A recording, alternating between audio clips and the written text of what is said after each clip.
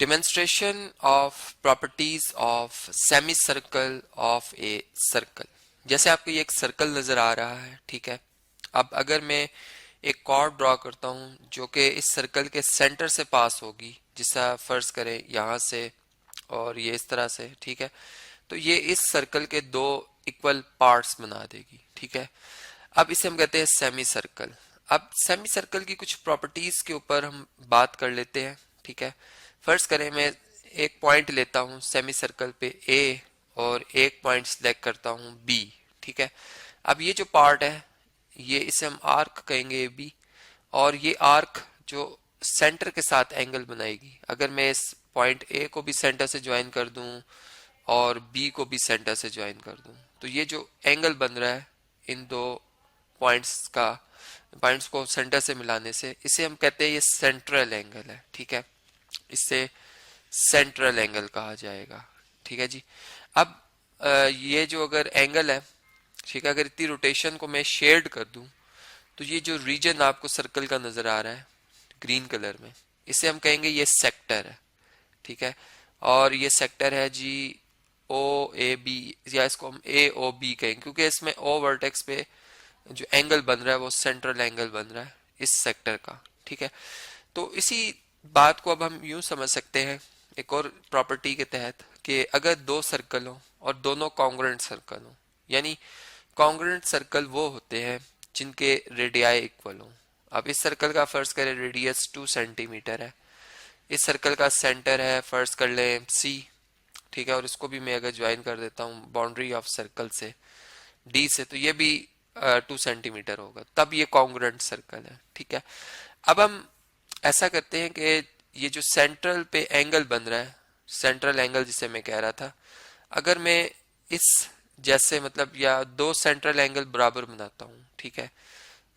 Central angle start करने के लिए पहले मुझे एक स्टार्टिंग रे बनानी होगी। फर्ज कर लें ये मेरे पास ए प्राइम है, ये एक रे है। अब इसकी इस तरह से रोटेशन आई और ये इस तरह से एंगल बन रहा है हमारे पास, ठीक है, सेंटर के साथ।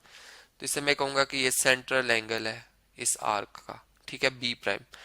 अब अगर इतनी ही रोटेशन में रख दूं, फर्ज करें ये 40 डिग्री है, अब इतनी ही रोटेशन में इधर ले आता हूं कि मैं एक आर्क, ये चले जैसे बनी हुई एक रे, एक रेडियल सेगमेंट ड्रॉ हुई हुई, इसमें इतनी ही रोटेशन रखकर मैं एक आर्क ड्रॉ कर लेता हूं, ठीक है, जो कि इतना ही एंगल शो करी जितना कि ये दोनों, ये ऊपर वाली जो आर्क बना रही थी, ठीक है। तो ये जो फिर हमारे पास ई डी आर्क बनेगी, ये एग्जैक्ट ए बी आर्क के बराबर बनेगी।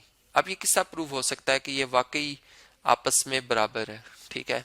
अब हम इस बात को इस तरह समझ सकते हैं कि देखें, अगर मैं ए प्राइम बी प्राइम को आपस में ज्वाइन कर दूं स्केल की मदद से तो एक ट्राइंगल बन जाएगी, जबकि डी और ई को भी ज्वाइन कर दूं तो एक ट्राइंगल बन जाएगी, जिनमें के इनकी जो इंक्लूडेड ये जो एंगल है वापस में बराबर है और ये sides radius of the circle है जो कि इक्वल होता है, ठीक है। आपस में एक ही सर्कल का रेडियस है, ये भी 2 सेंटीमीटर, ये भी 2, ये भी 2 सेंटीमीटर, ये भी 2 सेंटीमीटर, ठीक है। तो इस लिहाज से तो फिर ये हमारे पास दोनों ट्राइंगल्स कॉन्ग्रुएंट हैं साइड एंगल साइड पास्टुलेट की बेस के ऊपर, ठीक है। और जब दो ट्राइंगल्स कॉन्ग्रुएंट होती हैं तो उनकी तमाम साइड्स और तमाम एंगल्स भी कॉन्ग्रुएंट होते हैं। तो इसका मतलब कि जो हमारे पास कॉर्ड है डी ई, ये कॉर्ड है, ठीक है, ये कॉन्ग्रुएंट हो जाएगी कॉर्ड बी ए के, बी प्राइम ए प्राइम के, ठीक है। अब अगर ये कॉर्ड्स ही आपस में बराबर है, मतलब डायरेक्ट डिस्टेंस जो डी से ई है और ए प्राइम से बी प्राइम है वो बराबर है, तो इसका मतलब तो ये हो रहा है कि फिर चूंकि ये एक ही सर्कल का पार्ट है, या अगर इस सर्कल पे भी ये ड्रॉ होता, ठीक है, मैं अगर इस कॉर्ड को मतलब अगर मैं कहता कि ये ट्राइंगल और ये दोनों आपस में कॉन्ग्रुएंट हो चुकी हैं इसी पास्टुलेट की बेस पर कि इसकी ये साइड ये भी 2 सेंटीमीटर होती है, ये भी 2, ये भी रेडियस बराबर होते हैं, ये एंगल बराबर होते हैं, तो ये फिर हम क्या कहते हैं इसमें कि ये जो कॉर्ड है और ये कॉर्ड आपस में बराबर है और फिर आर्क्स भी बराबर है क्योंकि इनमें रोटेशन एक जैसी है। तो फिर हम ये कह सकते हैं कि डी ई जो आर्क है जो कि पार्ट ऑफ सर्कल है वो भी आपस में फिर बराबर है।